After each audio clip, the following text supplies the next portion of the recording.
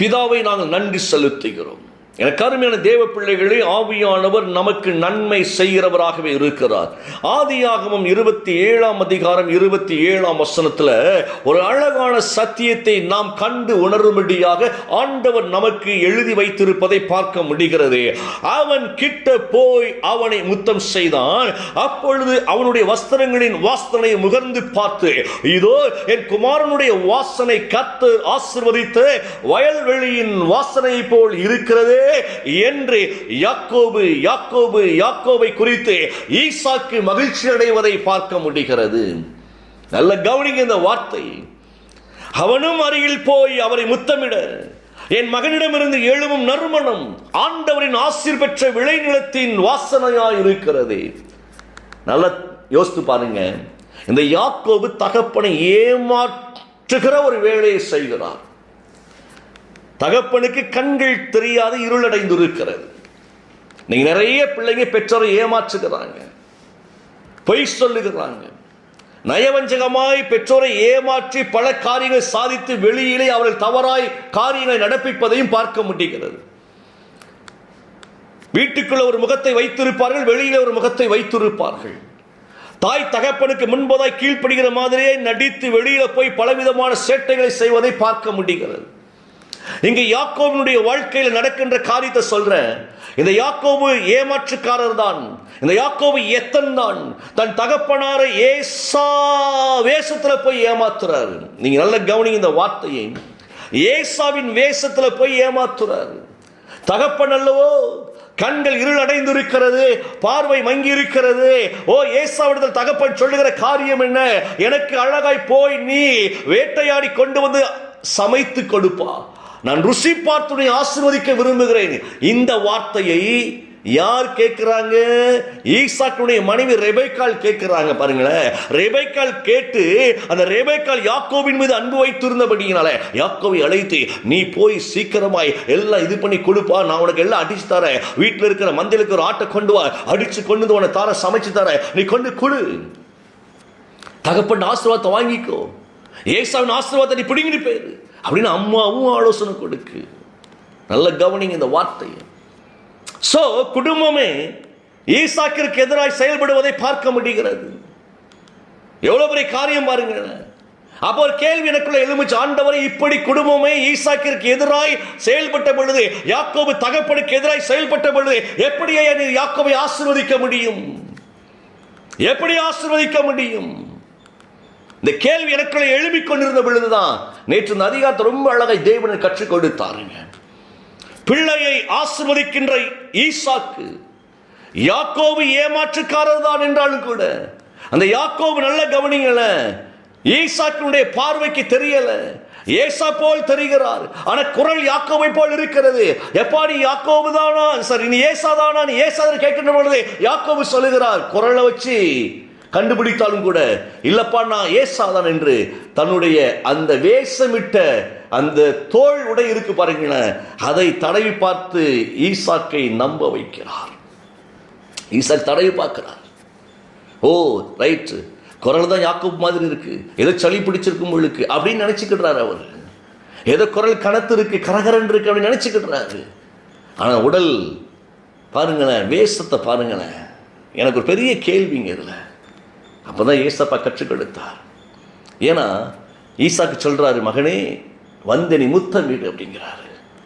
அந்த முத்தத்தில் எவ்வளவு பெரிய ஆசீர்வாதம் இருக்குன்னு கண்டுபிடிச்சாங்க. அது மாய்மாலமான முத்தமாக இருந்தாலும், அது ஏமாற்று முத்தமாக இருந்தாலும் ஈசாக்கு அதை நம்புறாருங்க. எத்தனையோ பெற்றோர் பிள்ளையை நம்புறாங்க, முழுக்க முழுக்க நம்புறாங்க. அந்த நம்பிக்கைக்கு பிள்ளைங்க பாத்திரவான்களா இருக்கிறாங்கன்னா இல்ல. நல்ல கவனிக்க இந்த வார்த்தையை, பாத்திரவான்களா இல்ல, ஆனா நம்புறாங்க பெற்றோர். என் பிள்ளை என்னை ஏமாத்தாது, என் பிள்ளைக்கான கஷ்டப்படுறேன், என் பிள்ளை ஒரு நாள் என்னை விட்டு வெளியேறாது, என் பிள்ளை ஒழுங்கா இருக்கு அப்படிலாம் நம்புறாங்க. ஈசாக்கு நம்பினார். முத்தமிட்ட உடனே அந்த ஈசாக்கு சொல்ற வார்த்தை என்ன அப்படின்னா, என் குமாரனுடைய வாசனை, அதாவது ஒரு பாவியினுடைய வாசனை, ஒரு ஏமாத்து காரணத்தில் புறப்பட்ட வாசனை, ஒரு திருடனத்திலிருந்து புறப்பட்ட வாசனை. நீ நல்ல கவனி, நான் சொல்லக்கூடிய வார்த்தை ஒரு சத்தியத்தை பேசிக்கொண்டு இருக்கிறேன். அந்த வாசனை ஈசாக்கிற்கு எப்படி காணப்பட்டது அப்படின்னா, கர்த்தர் ஆசீர்வதித்த வயல்வெளியின் வாசனையை போல் இருக்கிறது. கர்த்தர் ஆசீர்வதித்த வயல்வெளியின் வாசனையை போல். இதெல்லாம் என்னங்க அப்படின்னு கொஞ்சம் யோசிக்கலாம் நீங்க. இது எப்படி அவருக்கு வயல்வெளியின் வாசனை, கர்த்தர் ஆசீர்வதித்த வயல்வெளியின் வாசனை போல் இருக்கிறது. கர்த்தர் ஆசீர்வதித்த வயல்வெளியின் வாசனை வேறு. அது செழிப்பு, சந்தோஷம், சமாதானம், சுகம் எல்லாம் கலந்தது. அது ஆசீர்வாதங்கள் நிறைந்தது, அது பசுமை நிறைந்தது, அது நீர் சத்து நிறைந்தது, அது ஒன்றும் வற்றி போகாதபடிக்கு நீர் அருகில் நடப்பட்ட ஆசீர்வாதங்கள் அதெல்லாமே. இப்போ சொல்றார் ஈசாக்கு, மகனே உன் வாசனை கர்த்தர் தந்த விளைநிலத்தின் வாசனை போல் இருக்கிறதப்பா. எப்படிப்பட்ட வார்த்தை பாருங்களேன். அப்பதான் ஆண்டவர் ஒன்று வெளிப்படுத்தினார், தம்பி நீ சந்தேகப்படாத. இந்த யாக்கோபு பிறப்பதற்கு முன்பதாகவே தாயிடத்தில் நான் வாக்குத்தத்தத்தை கொடுத்தேன் அல்லவா, மூத்தவனை இளையவன் சேவிப்பான் என்று சொல்லி அந்த வாக்குத்தத்தம் நிறைவேற வேண்டியதா இருக்கிறது.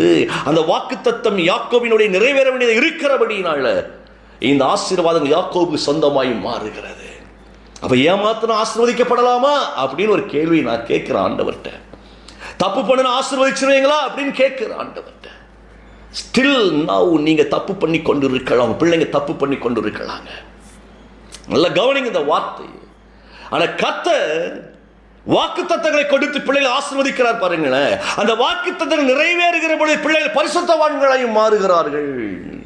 சோ ஈசாக்கு பார்வையற்றவராய் இருந்தாலும் தரிசனம் உள்ள ஒரு மனுஷனாய் இருக்கிறார், வாக்குத்தத்தம் பெற்ற ஒரு மனுஷனாய் இருக்கிறார். ஈசாக்கின் ஆசீர்வாதம் என்பது யாக்கோபினுடைய இருக்கின்ற நிலையை பற்றி அல்ல, யாக்கோபு நாளைக்கு வரக்கூடிய காரியத்தை குறித்து அந்த ஆசீர்வாதங்கள் வெளிப்படுத்தப்படுவதை ஆண்டவர் எனக்கு வெளிப்படுத்தினார். ஒருவேளை இன்னைக்கு உங்க பிள்ளைகள் தப்பு பண்ணி கொண்டிருக்கலாம், நீங்கள் பிள்ளைகளை ஆசீர்வதித்து முத்தமிடுங்கள், தரிசனத்தோடு ஆசீர்வதித்து முத்தமிடுங்கள். அந்த பிள்ளைகள் தரிசனத்தை பெற்றுக் கொள்ளுகிற பொழுது பரிசுத்தவான்களை ஜொலிப்பார்கள் இயேசுவின் நாமத்தினால. பயப்படாதிருங்கள், கவலைப்படாதீங்க. இன்னைக்கு இருக்கிற நிலையை குறித்து யோசித்து யோசித்து கண்ணீர் வடிக்காதீங்க. என் பிள்ளை சரியில்லை சரியில்லை சரியில்லை அப்படி சொல்லிக் கொண்டு இருக்காதீங்க. கர்த்தர் கொடுத்த வாக்குத்தத்தங்களை மனதில் வைத்து பிள்ளைகளை ஆசீர்வதிங்க. ஏனென்றால் அந்த ஆசீர்வாதங்கள் பிள்ளைக்குள் வருகிற பொழுது எல்லா பாவங்களும் நிர்மூலமாகி பரிசுத்தமாய் பிள்ளைகள் ஜொலிக்கிறவர்களாய் எழும்புவார்கள். இந்த வசனத்தை எனக்கு அப்படி தூக்கி வாரி போட்டுச்சுங்க. எவ்வளவு பெரிய சத்தியத்தை உள்ள வச்சிருக்கிறார் அப்படின்னு சொல்லிட்டு. சோ தகப்பனை பிள்ளைகள் ஏமாற்றினாலும் கர்த்தரை ஏமாற்ற முடியாது, கர்த்தருடைய பார்வைக்கு தப்பி பிழைக்க முடியாது. கர்த்தர் ஆசீர்வதித்து பிள்ளைகளை கொண்டு வந்து தம்முடைய ராஜ்யத்தில் சேர்க்கிறவனாய் இருக்கிறார். தொலைந்து போன ஆட்டை தேடினவர் அவர். உன் பிள்ளைகள் தப்பி போய் பிசாசின் கரங்களில் விழ முடியாது, நீ பயப்படாத. இப்ப யோசித்து பாருங்க, அப்ப வாக்குத்தத்தத்தின் வாசனை இருக்கு பாருங்களேன், அதைத்தான் நம்ம விசுவாசித்து பிள்ளைங்க மேல பேசணும். இன்னைக்கு இருக்கிற நிலையை பேசக்கூடாது, இன்னைக்கு இருக்கிற அசிங்கத்தை பேசாதீங்க, இன்னைக்கு இருக்கிற தடைகளை பேசாதீங்க. என் கர்த்தர் பிள்ளை கொண்டு செய்யவிருக்கிற காரிய பெரியதாய் இருக்கிறபடினால அதை தரிசனமாய் வாங்கி பிள்ளைகளை ஆசீர்வதியுங்கள், கவலைப்படாதீங்க. இந்த வார்த்தையினுடைய ரகசியம், உங்கள் பிள்ளைகளை முத்தம் செய்து பிள்ளைகளிடத்தில் முத்தம் வாங்கி நீங்கள் ஆசீர்வதியுங்கள். ஒருவேளை பிள்ளைங்க ஏமாத்தினாலும் கவலைப்படாதீங்க, வார்த்தை நிறைவேறும் பொழுது உங்கள் பிள்ளைகள் தேசத்தின் ஆசீர்வாதமாய் கர்த்தருடைய சாயலாய் இருப்பார்கள். கண்களை மூடுவோமா?